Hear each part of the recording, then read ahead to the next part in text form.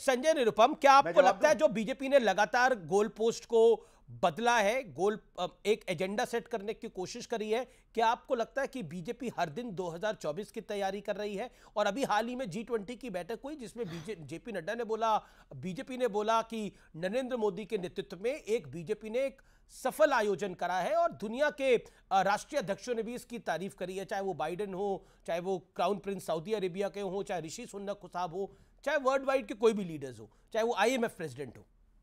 President तो भारत पर किसी को ऐतराज नहीं है, तो आप भारत के राष्ट्रपति के तरफ से हिंदी में इनवाइट भेजिए ना, अंग्रेजी में क्यों भेज रहे हैं भाई? वो प्रेसिडेंट ऑफ इंडिया का हिंदी ट्रांसलेशन है राष्ट्रपति, भारत का राष्ट्रपति, तो या तो भारत का राष्ट्रपति लिखे या प्रेसिडेंट ऑफ इंडिया लिखे। लेकिन चूंकि आपको एक नया शिगुफा छोड़ना है, आपको एक नए ढंग से लोगों के अंदर एक चर्चा का नया विषय, ये सब क्यों करते हैं?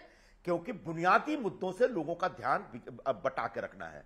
महंगाई जिससे हाहाकार मचा हुआ है, डीजल पेट्रोल से लेकर के खाने पीने की चीजें इतनी महंगी, आपकी थाली 28% महंगी हो गई है, गरीब लोगों के लिए जीना मुश्किल हो गया है, उससे लोगों का ध्यान हटाना है। निश्चित तौर पर जो बेरोजगारी है, 22 करोड़ से ज्यादा लोग बेरोजगार आपके देश में घूम रहे हैं, लोगों को रोजगार नहीं मिल रहा है, तो उससे लोगों का ध्यान हटाना है।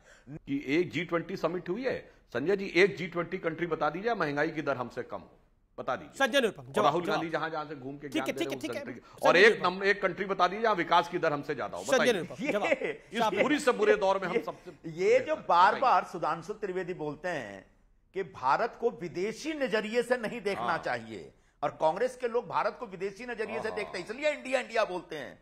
वो अपनी हर असफलता को छुपाने के लिए विदेशी अर्थव्यवस्था की तरफ ध्यान बटाते हैं। तो मतलब अमेरिका अगर इकोनॉमिक रिसेशन में चल रहा है तो हिंदुस्तान को भी इकोनॉमिक रिसेशन में होना चाहिए क्या?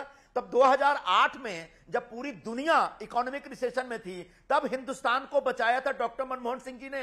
भारत को आर्थिक मंदी के दौर में घुसने नहीं दिया, पढ़ने नहीं दिया था।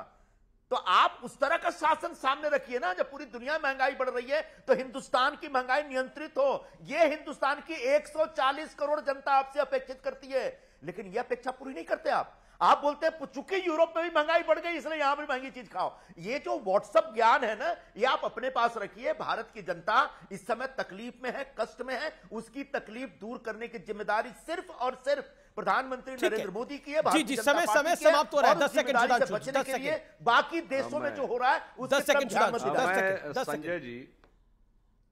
मैं संजय जी कष्ट के साथ कहना चाहता हूं कि व्हाट्सएप ज्ञान नहीं, इस प्रकार की बात आप लोगों को मूर्खतापूर्ण बात नहीं करनी चाहिए। आज वर्ल्ड ग्लोबल इकोनॉमी है कि नहीं? मनमोहन सिंह ग्लोबल इकोनॉमी बनाए थे, क्या बच्चों जैसी बात करते हैं? और ग्लोबल डेमोक्रेसी नहीं है, मगर राहुल गांधी जाके ये कहेंगे कि डेमोक्रेसी में हस्तक्षेप करो। वाह! और अर्थव्यवस्था जो कि पूरी दुनिया की जुड़ी हुई है, आप ही ग्लोबलाइजेशन लाए थे और अब ये बचकानी बात कहना। भाई तो मैं कह रहा हूं पूरी दुनिया डूब रही है, उसके बावजूद संभले हुए हैं। समुद्र में सुनामी आई हुई है, अगल बगल के जहाज उलट पलट गए। ये बताइए, चाइना में रिसेशन है, यूरोप में रिसेशन है, अमेरिका में है, और पाकिस्तान और श्रीलंका के तो हालत खराब है। उसके बावजूद ये कहना कि हमारे जहाज का जो स्टुअर्ड चला रहा है, कप्तान, वो हिचको जी समय ये मुझे फिर मैं कह रहा हूं ये बचकानी नहीं, शातिराना बात है। शातिराना बात है। आप दोनों का बहुत बहुत शुक्रिया। आप लोगों ने इस कार्यक्रम को देखा और आपने जबरदस्त रिएक्शन दिया। नमस्कार, धन्यवाद।